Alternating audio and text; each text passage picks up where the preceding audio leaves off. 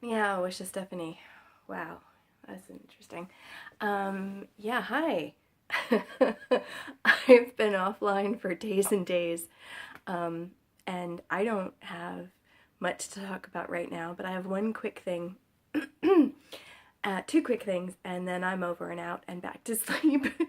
I've been sick with a cold. The day that we flew from Madrid to Berlin, I got the head cold of truth.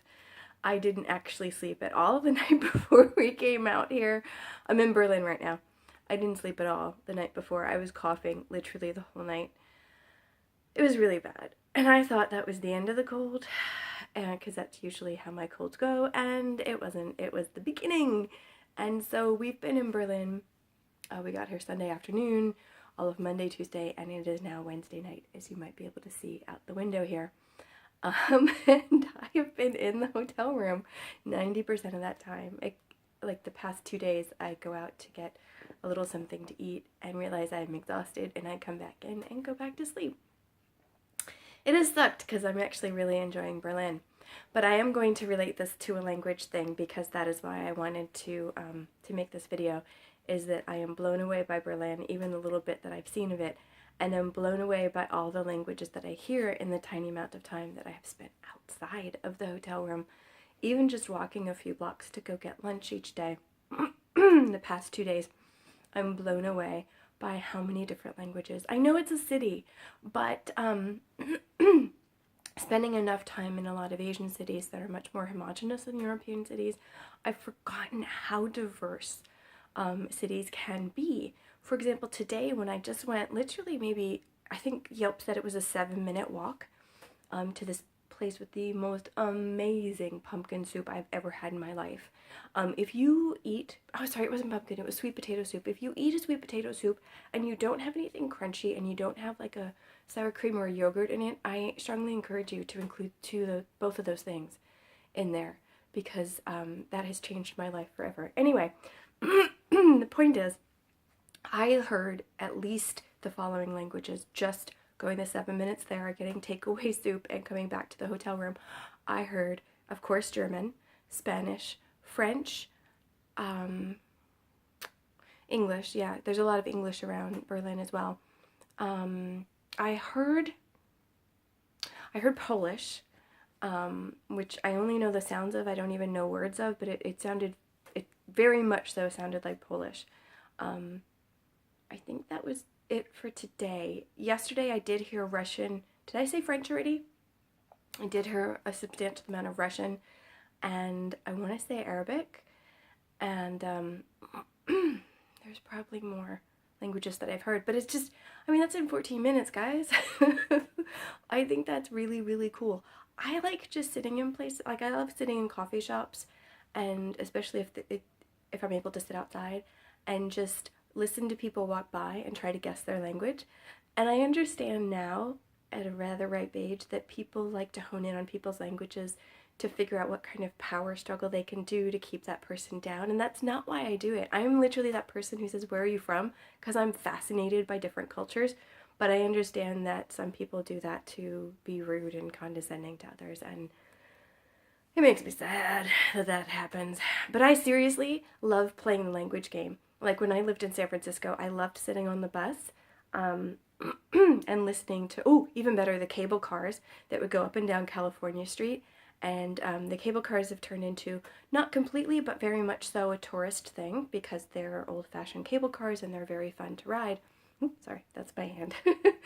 And so I would love sitting. I lived just off of California the last time we were there, and a couple of other times that I've lived in San Francisco. And I love taking the cable car home because then I could just sit and listen to all the languages around me. Not to understand them, because we understand how limited my language abilities are, but to just listen to the sounds of the languages was just so much fun for me, and I love doing that everywhere I go. However, I haven't had as much of a chance to do that in Shanghai. I can hear a substantial amount of Chinese and Korean and Japanese in some places. There's some parts of town that are more likely to have those folks than others. And in the neighborhood that I live in, there's a lot of French, a lot of French expats, but and there's English expats in different places around town as well. But in any one place, I don't hear this kind of diversity in language. And so I realized today as I was walking to lunch, I started to slow down. Because although I wanted to get back to the hotel room to sleep, I also wanted to hear the different languages that were going on around me. And so I'm hoping, we fly out Saturday evening, and I'm hoping at some point, at least on Friday, I can get out of the stinking room for longer and go to different neighborhoods and see what other kind of languages I hear there. So, my question to you, where do you live and what kind of languages do you hear around you? Either in your immediate area or in like the general area? Because I know some cities can like branch out and really, really spawn out to be rather large entities. So anywhere you can go in your city, what languages have you heard? And do you ever slow down to listen to them, to try to guess what languages they are, or if you understand them, if you can understand do you eavesdrop? Do you eavesdrop? I rarely get the chance to eavesdrop because of my language level, but I wonder, because when I understand English, clearly, so I tend to tune out a lot of English speakers when I'm on public transit or just walking around because it's just something I understand and I tune it out. Now I wonder when I get fluent in a language, or languages, am I going to tune those out too, or am I going to eavesdrop? How bad is it to eavesdrop, especially when they don't think you can? There's a lot of questions in this video. What languages are around you in your hometown or wherever you live now? And do you eavesdrop or do you tune out languages that you know? Come on, fess up. I want to know. I need entertainment right now, so please leave comments down in the comment section. I apologize if my voice is really scratchy. This is the strongest it's been since Sunday. It's been really a rough patch, and I'm trying not to be annoyed that I've slept my way through most of Berlin. I'm coming back. Berlin has left an impression on me, even if it has been 7 minutes at a time.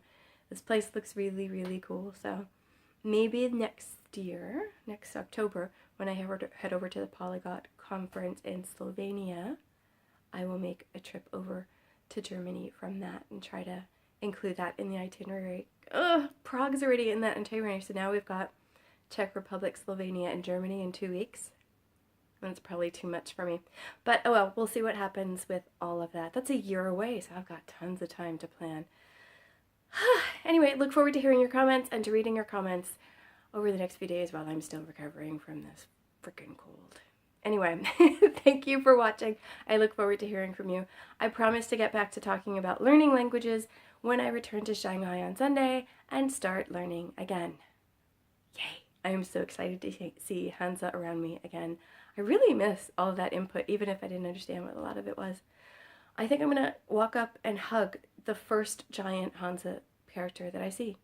This will be weird. I'll try to get my husband to view it. To record it. That's the word. All right. Thank you for watching. More soon. Thanks for being patient while all this happens. Okay, that's